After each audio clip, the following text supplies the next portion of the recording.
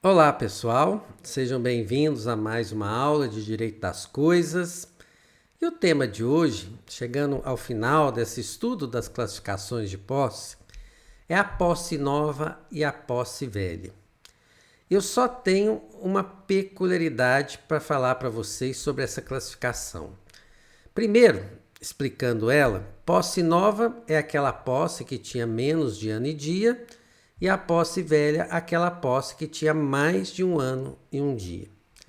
Essa classificação, ela trazia algumas diferenças práticas no Código Civil de 1916, que deixou de ter vigência em 2002.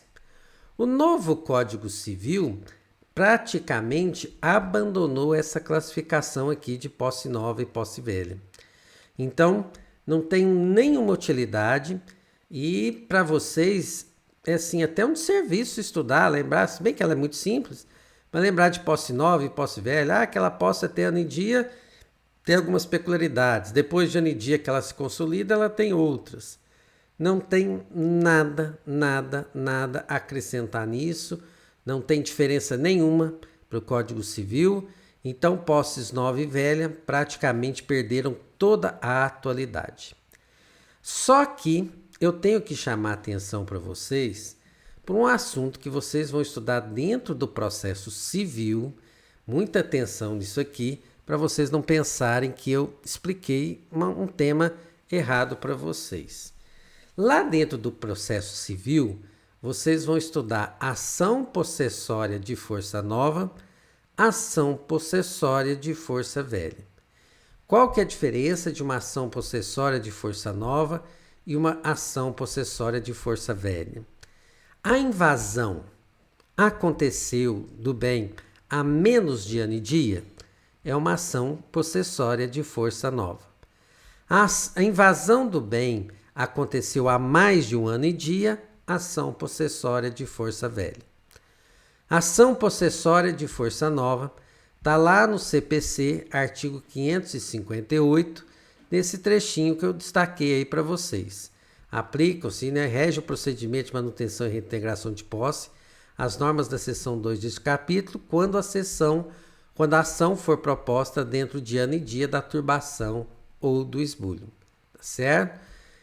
Se a ação foi proposta depois disso, está lá no parágrafo único do 558. Passado o prazo, será o procedimento comum. Então, diferenças aqui que são úteis para vocês, né? Quando for uma ação possessória de força nova, tem um rito especial. Um rito especial que está lá no CPC. E qual que é a vantagem do rito especial? A vantagem, pessoal, é que a gente entra com a ação possessória, o juiz, ao despachar inicial, já declara uma liminar, já determina uma liminar de desocupação do bem. Então, quando o réu recebe a citação, ele já está recebendo junto uma intimação para ele desocupar o bem voluntariamente, sob pena de ter uma desocupação forçada poucos dias depois. Entenderam? Já a regra das ações de força nova é já ter uma liminar no despacho da inicial, o que não acontece nas ações de força velha. Se você quiser uma liminar nas ações de força velha, aí você tem que usar as regras gerais das liminares, lá do CPC. Então essa é uma diferença muito grande.